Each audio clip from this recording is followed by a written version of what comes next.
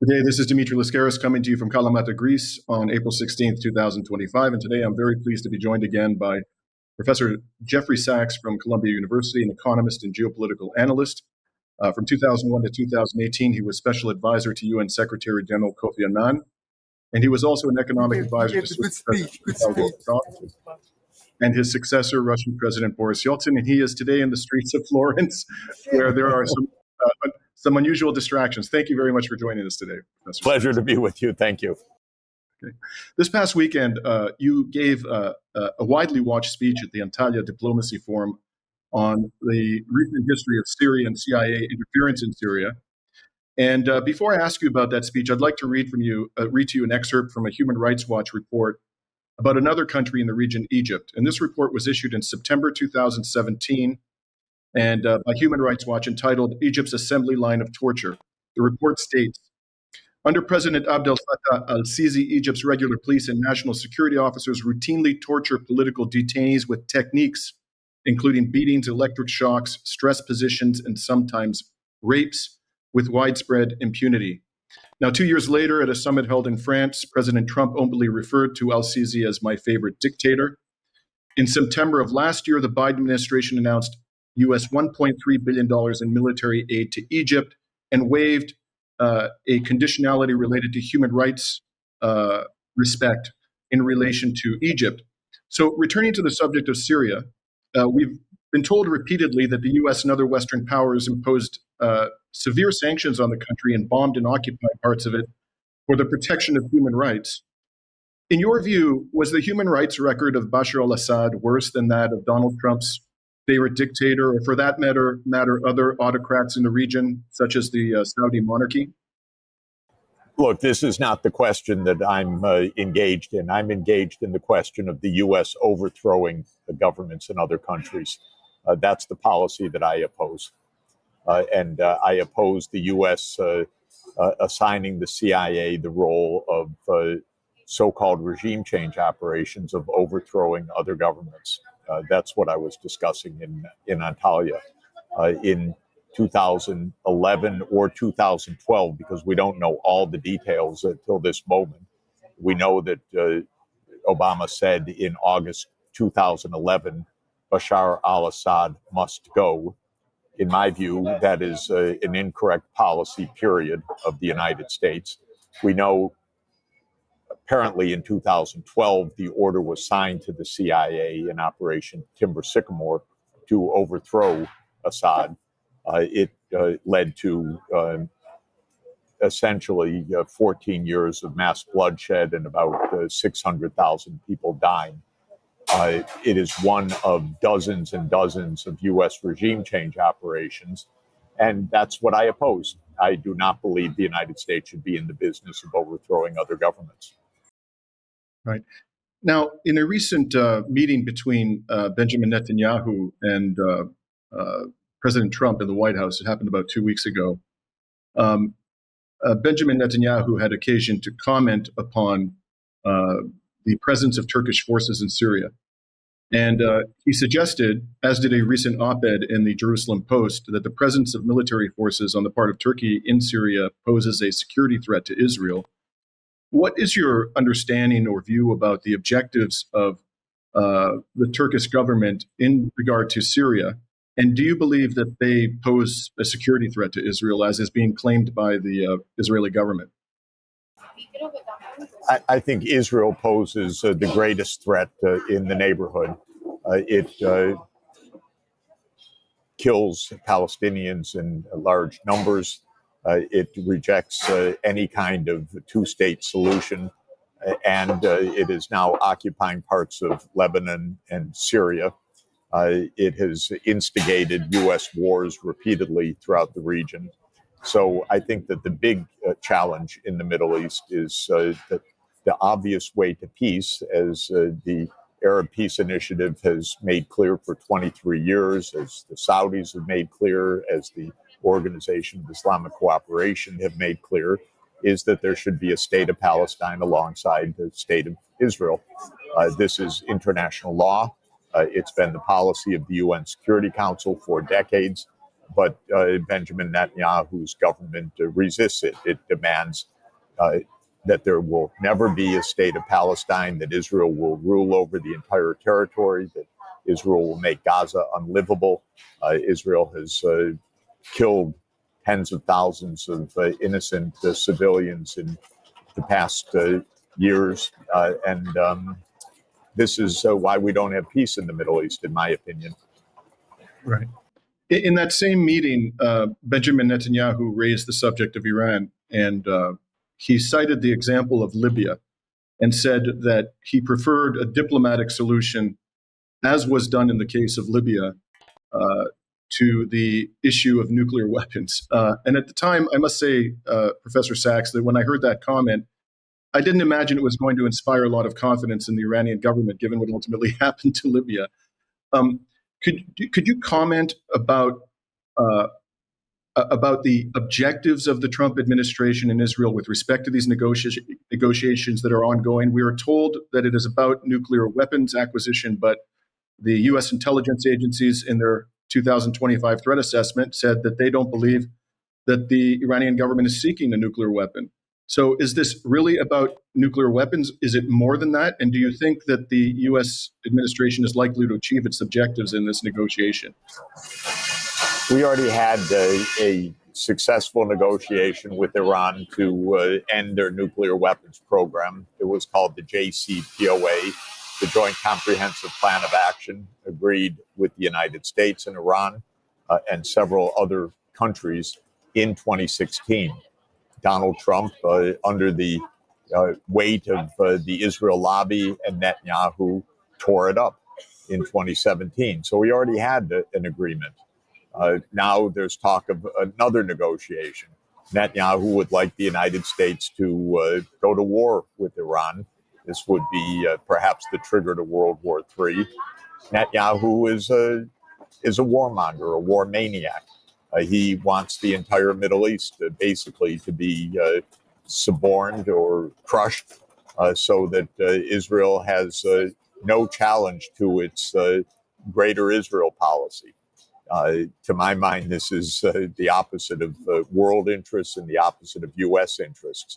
So Israel's interest is to try to instigate a U.S. Attack on Iran.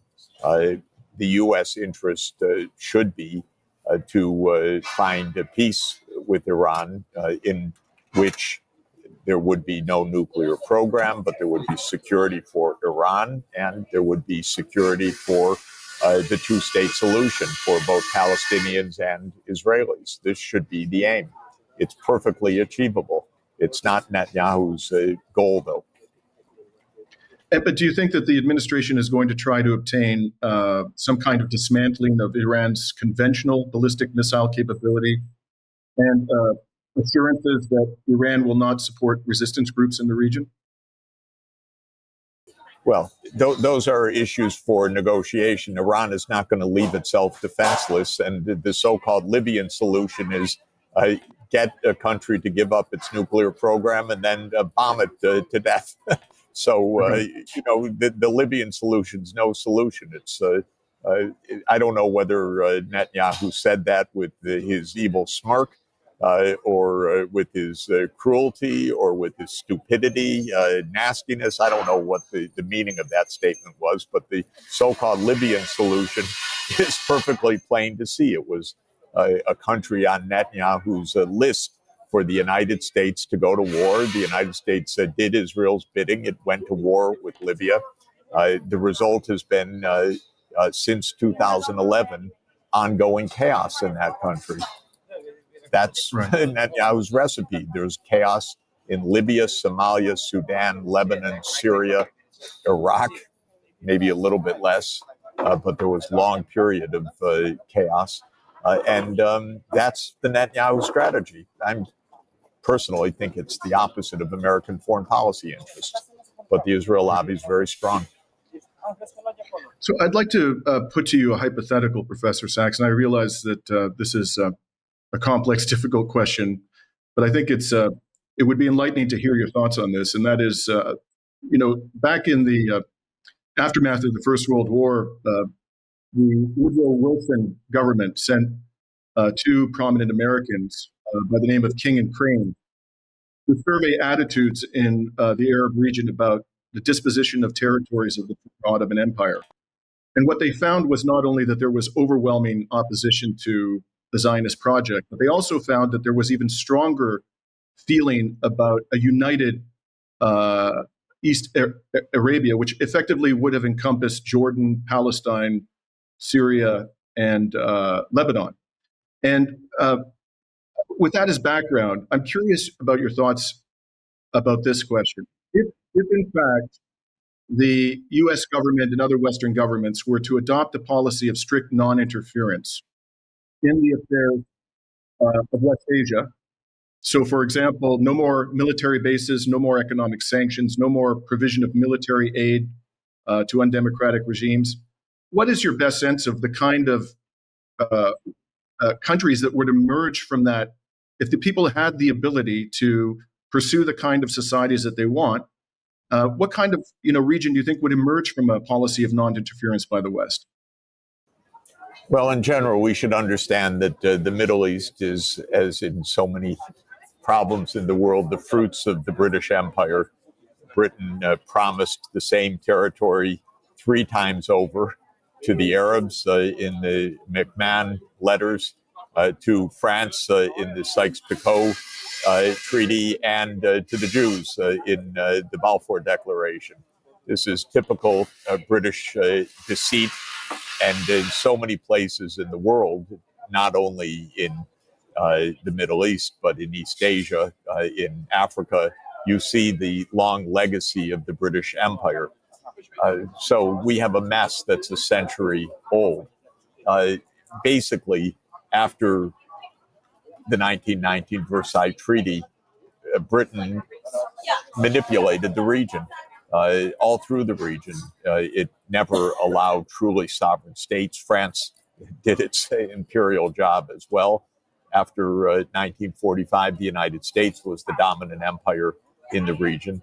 There's never been the ability of these states to have their own sovereignty, their own governments, and for the Arab world to come together in a coherent way. When Arab leaders have arisen calling for Arab solidarity, like Gamal Nasser in the 1950s and 1960s, they naturally became the enemy of the United States. Empires like Britain and the United States divide to conquer. This is, of course, a 2,000-year-old principle. It goes back before that, but it was enunciated as divide et impera by the Romans. And that's the American strategy. Never allow really a bottom-up solidarity to develop. Always divide. Always try to pick off one country or another. And so if there is a democracy, the United States tries to overthrow it, like it did in Iran in 1953. This has nothing to do with democracy, non-democracy. This has to do with power. This has to do with the U.S. Being the empire of the region. And I'm hoping that the Arab world gets together in a unified way and tells the United States, you're the only obstacle to peace. You have to accept the state of Palestine. You have to stop using your veto in the UN Security Council, which is blocking the Palestinian state. The U.S. is the only obstacle to a Palestinian state in the world. The reason I say that is, well, Israel is dead set against it. Israel can't stop it. Israel has no veto over Palestinian rights. Quite the contrary. The International Court of Justice was very clear in 2024 that international law is on the side of Palestine. The United Nations General Assembly is very clear about this. The UN Security Council is very clear about this, but for the U.S. veto. So this is what I'm hoping, that the Arab world speaks clearly. It has been, by the way. It's just that we deliberately don't hear it. But since 2002, it's been calling for peace, for normalization with Israel on the basis of the two-state solution. That's the Arab Peace Initiative. The Organization of Islamic Cooperation with the 57 Muslim majority countries is on side with this. more than 180 countries in the United Nations are on side with this.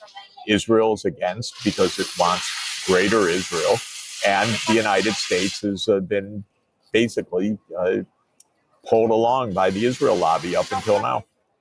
Right.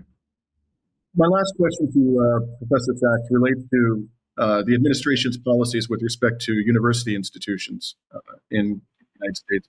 You know, on a narrow interpretation of what's going on, it's all about suppressing the right to defend the Palestinian cause on the university campuses in the United States. But one might also view this as part of a broader assault on academic freedom. As a professor at, a highly esteemed institution in the United States, what is your view of this? Do you think it is a broader assault on academic freedom that is coming? Well, first, it has nothing to do with anti-Semitism. This is all about the Israel-Palestine issue, which is completely different from issues of anti-Semitism. So this is nothing to do with anti-Semitism. That's trumped up, if I may say so. It's a kind of absurd claim because the issues of geopolitics are not about anti-Semitism. They're about how to find peace in the Middle East. So this is the first point. Second, the administration is trying to operate through fear. It's dragging students out of their dorm rooms in the middle of the night. It's arresting students when they go to show up for a naturalization hearing. It's absolutely something that is really despicable, really awful. And then there is a broader assault on the universities, which is, I think, best characterized as a kind of American-style cultural revolution. We're in the midst of a culture war that, like you say, transcends any of the particular topics that might be associated with this. This is a culture war. We know when China had its culture war, the universities were closed. The country was set back terribly. There was a lot of violence and unrest. And the U.S. is in a culture war right now. It's very sad to see. Right. Well, thank you very much, Professor Sachs, for taking the time out from your visit to Florence. I much appreciate it. And very good to be with you. Appreciate it too. I wish you safe travel. Good. Thank you so much. Thank you. Bye-bye.